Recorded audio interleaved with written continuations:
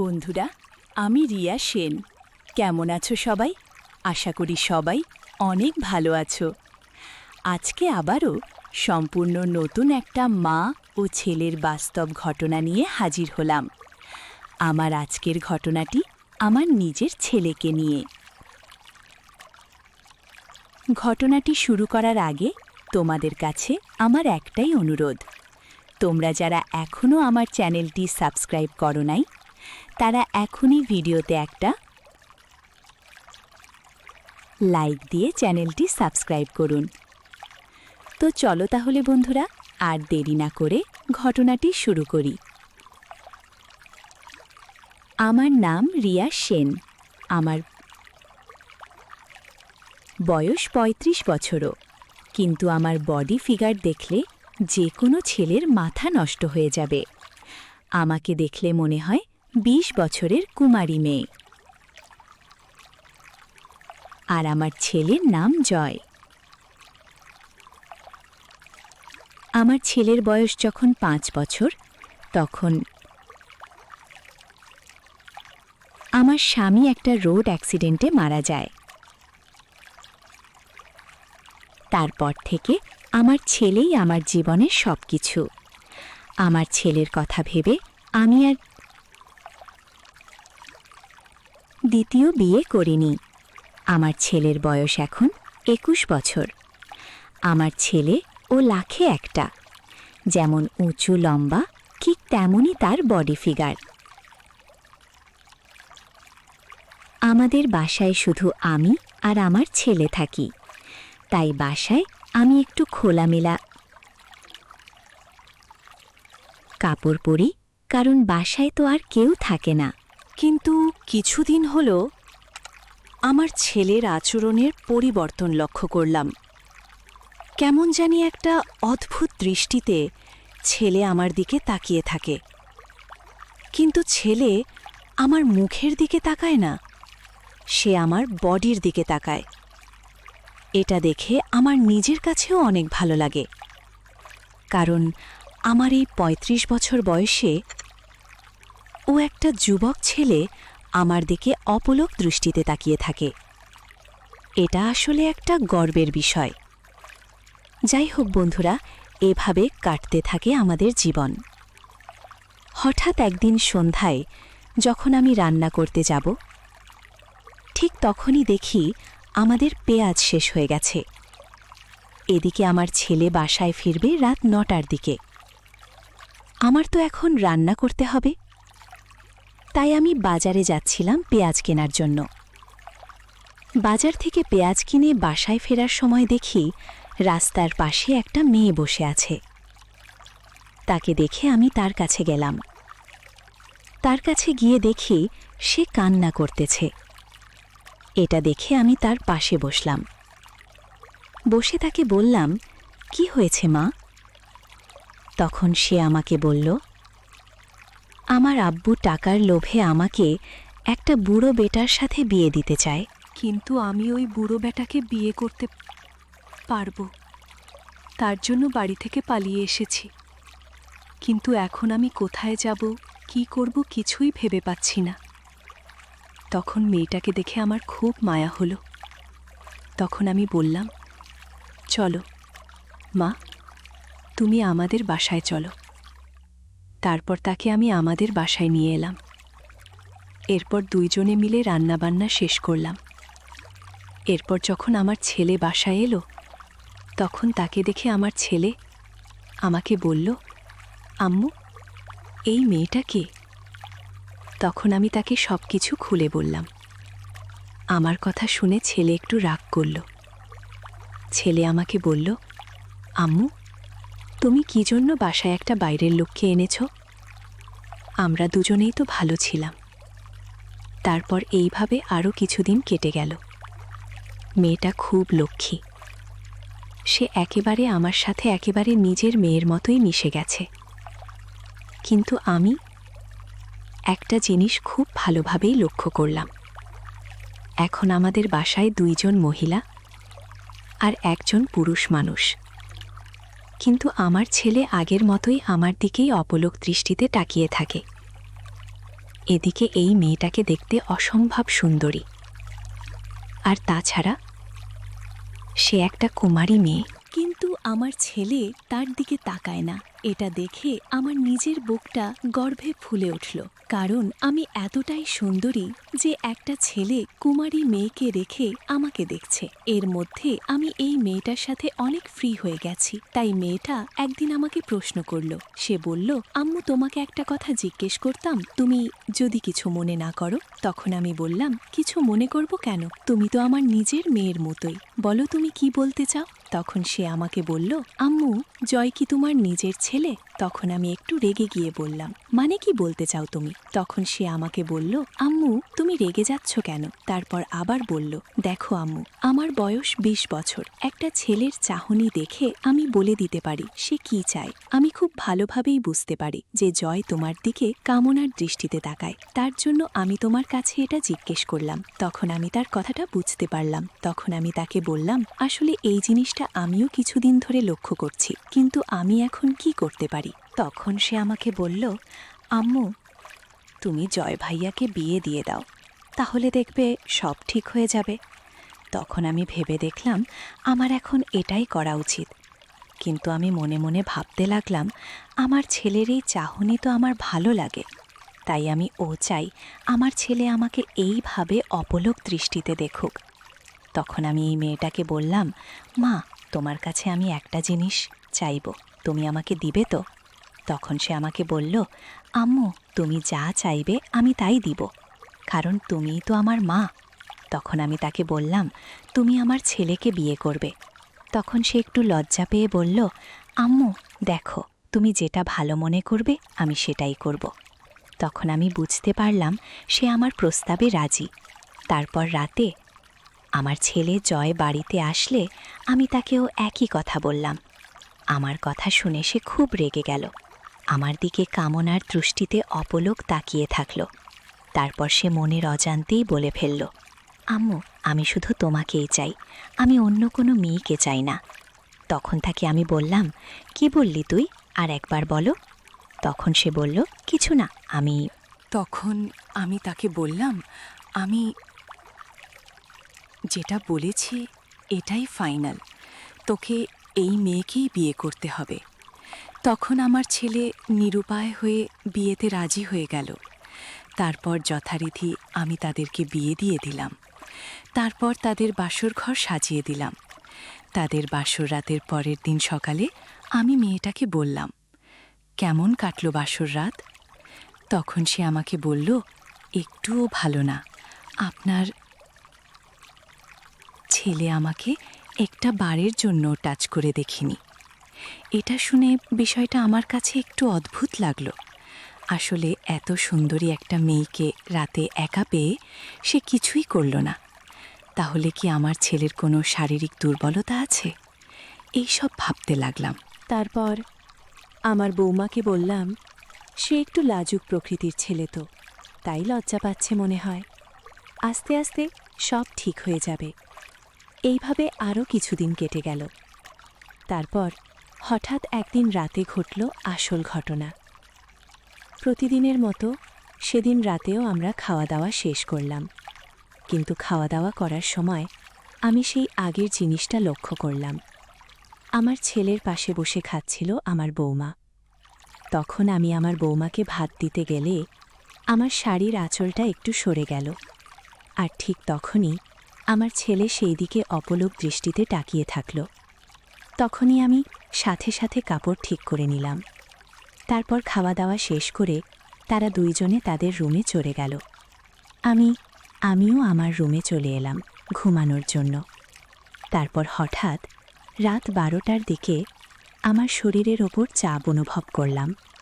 তখন আমার ঘুম ভেঙে গেল। আমি চোখ খুলতেই দেখি আমার ছেলে আমার শরীরের ওপর। এটা দেখে আমি খুব ঘাবড়ে গেলাম, আর তাড়াতাড়ি আমার ছেলেকে নামিয়ে দিলাম। তারপর আমি তাকে বললাম, কি করছিস এসব? তোর ঘরে তো তোর বউ আছে। তখন আমার ছেলে বলল, আমি শুধু তোমাকেই চাই, আমি আর কিছুই চাই না। তখন আমি তাকে বললাম, এটা তুই কি বলছিস? আমি তো মা, আর তুই আমার ছেলে, তোর আর আমার ভিতর এমন সম্পর্ক হতে পারে না। আর তাছাড়া বৌমা জানতে পারলে সে কি মনে করবে ভাবিছিস একবার? ও, তুই ভুল করছিস। তুই তোর বউয়ের কাছে যা, তাকে তুই স্বামীর সুখ থেকে বঞ্চিত করছিস। তুই এটা ঠিক করছিস না। তোর বউ খুব কষ্টে আছে। তখন আমার কথা শুনে আমার ছেলে তার ভুলটা বুঝতে পারল, আর সে আমার কাছে মাফ চাইল। সে আমাকে বলল, আম্মু, তুমি আমাকে ক্ষমা করে দাও, আমি অনেক বড় পাপ করেছি। তখন আমি বললাম, তোর কোনো দোষ নাই বাবা, সব দোষ আমারই। কারণ তুই এখন বড় হয়েছিস, তাই এখন তোর সামনে আমার এমন খোলামেলা কাপড় পরা উচিত হয়নি। তারপর আমার ছেলে আমার কাছে ক্ষমা চেয়ে সে তার চলে গেল। তারপর থেকে সে তার বউয়ের সাথে খুব সুখে সংসার করতে লাগলো। তো বন্ধুরা, তোমরা কেউই আমার মতো এমন ভুল করবে না। ছেলে বড় হলে তার সামনে আমার মতো খোলামেলা কাপড় পরবে না। তোমরা সবাই নিজেকে শেপ করে রাখবে। তো বন্ধুরা, এই ছিল আমার আজকের ভিডিও। বন্ধুরা, আমি রিয়া সেন। কেমন আছো সবাই? আশা করি সবাই অনেক ভালো আছো। আজকে আবারও সম্পূর্ণ নতুন একটা মা ও ছেলের বাস্তব ঘটনা নিয়ে হাজির হলাম। আমার আজকের ঘটনাটি আমার নিজের ছেলেকে নিয়ে। ঘটনাটি শুরু করার আগে তোমাদের কাছে আমার একটাই অনুরোধ, তোমরা যারা এখনও আমার চ্যানেলটি সাবস্ক্রাইব করো নাই, তারা এখনই ভিডিওতে একটা লাইক দিয়ে চ্যানেলটি সাবস্ক্রাইব করুন। তো চলো তাহলে বন্ধুরা, আর দেরি না করে ঘটনাটি শুরু করি। আমার নাম রিয়া সেন। আমার বয়স ৩৫ বছরও। কিন্তু আমার বডি ফিগার দেখলে যে কোনো ছেলের মাথা নষ্ট হয়ে যাবে। আমাকে দেখলে মনে হয় ২০ বছরের কুমারী মেয়ে। আর আমার ছেলের নাম জয়। আমার ছেলের বয়স যখন ৫ বছর, তখন আমার স্বামী একটা রোড অ্যাক্সিডেন্টে মারা যায়। তারপর থেকে আমার ছেলেই আমার জীবনের সবকিছু। আমার ছেলের কথা ভেবে আমি আর দ্বিতীয় বিয়ে করিনি। আমার ছেলের বয়স এখন ২১ বছর। আমার ছেলে ও লাখে একটা, যেমন উঁচু লম্বা ঠিক তেমনই তার বডি ফিগার। আমাদের বাসায় শুধু আমি আর আমার ছেলে থাকি। তাই বাসায় আমি একটু খোলামেলা কাপড় পরি, কারণ বাসায় তো আর কেউ থাকে না। কিন্তু কিছুদিন হলো আমার ছেলের আচরণে পরিবর্তন লক্ষ্য করলাম। কেমন জানি একটা অদ্ভুত দৃষ্টিতে ছেলে আমার দিকে তাকিয়ে থাকে, কিন্তু ছেলে আমার মুখের দিকে তাকায় না, সে আমার বডির দিকে তাকায়।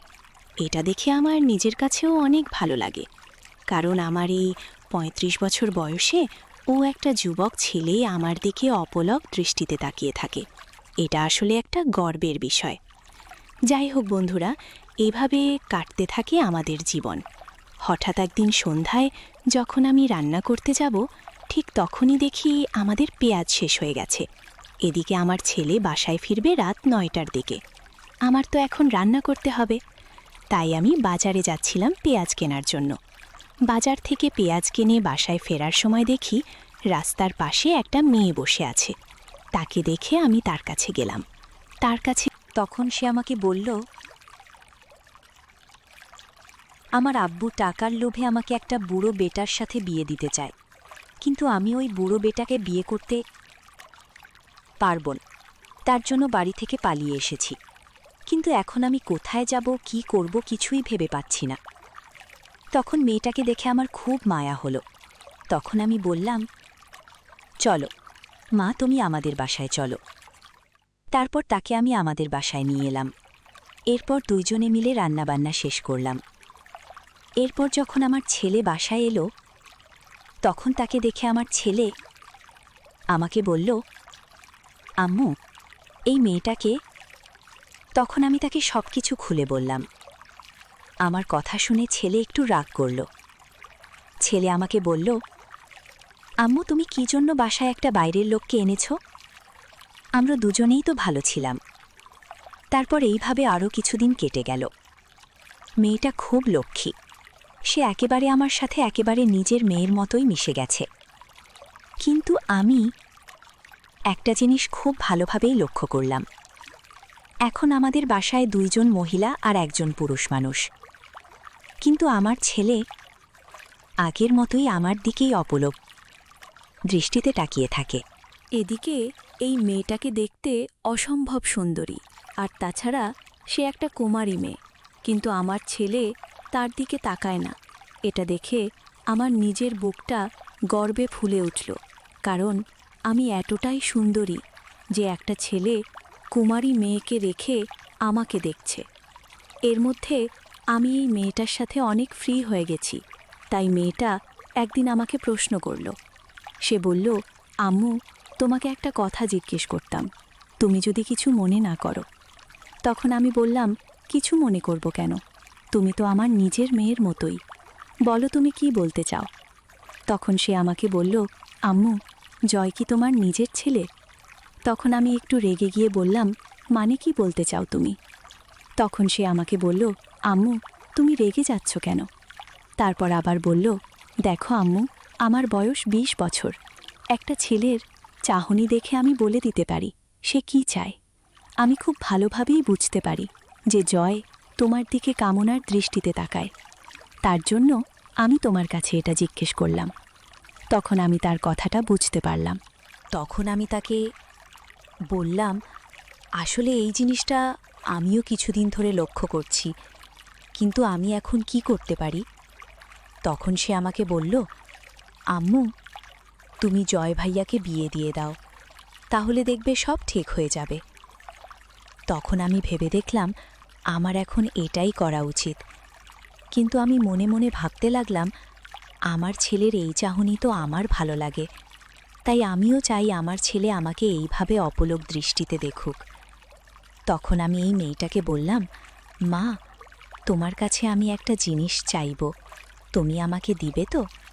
তখন সে আমাকে বলল, আম্মু, তুমি যা চাইবে আমি তাই দিব, কারণ তুমিই তো আমার মা। তখন আমি তাকে বললাম, তুমি আমার ছেলেকে বিয়ে করবে? তখন সে একটু লজ্জা পেয়ে বলল, আম্মু, তুমি যেটা ভালো মনে করবে আমি সেটাই করব। তখন আমি বুঝতে পারলাম সে আমার প্রস্তাবে রাজি। তারপর রাতে আমার ছেলে জয় বাড়িতে আসলে আমি তাকেও একই কথা বললাম। আমার কথা শুনে সে খুব রেগে গেল, আমার দিকে কামনার দৃষ্টিতে অপলক তাকিয়ে থাকল। তারপর সে মনের অজান্তেই বলে ফেলল, আম্মু, আমি শুধু তোমাকেই চাই, আমি অন্য কোনো মেয়েকে চাই না। তখন তাকে আমি বললাম, কি বললি তুই? আরেকবার বলো। তখন সে বলল, কিছু না আমি। তখন আমি তাকে বললাম, আমি যেটা বলেছি এটাই ফাইনাল, তোকে এই মেয়েকেই বিয়ে করতে হবে। তখন আমার ছেলে নিরুপায় হয়ে বিয়েতে রাজি হয়ে গেল। তারপর যথারীতি আমি তাদেরকে বিয়ে দিয়ে দিলাম। তারপর তাদের বাসর ঘর সাজিয়ে দিলাম। তাদের বাসর রাতের পরের দিন সকালে আমি মেয়েটাকে বললাম, কেমন কাটল বাসর রাত? তখন সে আমাকে বলল, একটুও ভালো না। আপনার ছেলে আমাকে একটা বারের জন্য টাচ করে দেখেনি। এটা শুনে বিষয়টা আমার কাছে একটু অদ্ভুত লাগলো। আসলে এত সুন্দরী একটা মেয়েকে রাতে একা পেয়ে সে কিছুই করল না। তাহলে কি আমার ছেলের কোনো শারীরিক দুর্বলতা আছে? এইসব ভাবতে লাগলাম। তারপর আমার বৌমাকে বললাম, সে একটু লাজুক প্রকৃতির ছেলে তো, তাই লজ্জা পাচ্ছে মনে হয়। আস্তে আস্তে সব ঠিক হয়ে যাবে। এইভাবে আরও কিছুদিন কেটে গেল। তারপর হঠাৎ একদিন রাতে ঘটল আসল ঘটনা। প্রতিদিনের মতো সেদিন রাতে আমরা খাওয়া দাওয়া শেষ করলাম, কিন্তু খাওয়া দাওয়া করার সময় আমি সেই আগের জিনিসটা লক্ষ্য করলাম। আমার ছেলের পাশে বসে খাচ্ছিল আমার বৌমা। তখন আমি আমার বৌমাকে ভাত দিতে গেলে আমার শাড়ির আঁচলটা একটু সরে গেল, আর ঠিক তখনই আমার ছেলে সেই দিকে অপলক দৃষ্টিতে তাকিয়ে থাকল। তখনই আমি সাথে সাথে কাপড় ঠিক করে নিলাম। তারপর খাওয়া দাওয়া শেষ করে তারা দুইজনে তাদের রুমে চলে গেল। আমিও আমার রুমে চলে এলাম ঘুমানোর জন্য। তারপর হঠাৎ রাত 12টার দিকে আমার শরীরের ওপর চাপ অনুভব করলাম। তখন আমার ঘুম ভেঙে গেল। আমি চোখ খুলতেই দেখি আমার ছেলে আমার শরীরের উপর। এটা দেখে আমি খুব ঘাবড়ে গেলাম আর তাড়াতাড়ি আমার ছেলেকে নামিয়ে দিলাম। তারপর আমি তাকে বললাম, কি করছিস এসব? তোর ঘরে তো তোর বউ আছে। তখন আমার ছেলে বলল, আমি শুধু তোমাকেই চাই, আমি আর কিছুই চাই না। তখন আমি তাকে বললাম, এটা তুই কি বলছিস? আমি তো মা, আর তুই আমার ছেলে। তোর আর আমার ভিতর এমন সম্পর্ক হতে পারে না। আর তাছাড়া বৌমা জানতে পারলে সে কি মনে করবে ভাবিছিস একবার? ও, তুই ভুল করছিস। তুই তোর বউয়ের কাছে যা। তাকে তুই স্বামীর সুখ থেকে বঞ্চিত করছিস। তুই এটা ঠিক করছিস না। তোর বউ খুব কষ্টে আছে। তখন আমার কথা শুনে আমার ছেলে তার ভুলটা বুঝতে পারল, আর সে আমার কাছে মাফ চাইল। সে আমাকে বলল, আম্মু, তুমি আমাকে ক্ষমা করে দাও, আমি অনেক বড় পাপ করেছি। তখন আমি বললাম, তোর কোনো দোষ নাই বাবা, সব দোষ আমারই। কারণ তুই এখন বড় হয়েছিস, তাই এখন তোর সামনে আমার এমন খোলামেলা কাপড় পরা উচিত হয়নি। তারপর আমার ছেলে আমার কাছে ক্ষমা চেয়ে সে তার রুমে চলে গেল। তারপর থেকে সে তার বউয়ের সাথে খুব সুখে সংসার করতে লাগলো। তো বন্ধুরা, তোমরা কেউই আমার মতো এমন ভুল করবে না। ছেলে বড় হলে তার সামনে আমার মতো খোলামেলা কাপড় পরবে না। তোমরা সবাই নিজেকে শেভ করে রাখবে। তো বন্ধুরা, এই ছিল আমার আজকের ভিডিও। দেখা হবে আগামীতে নতুন কোনো ভিডিও নিয়ে। ততদিন সবাই ভালো থেকো।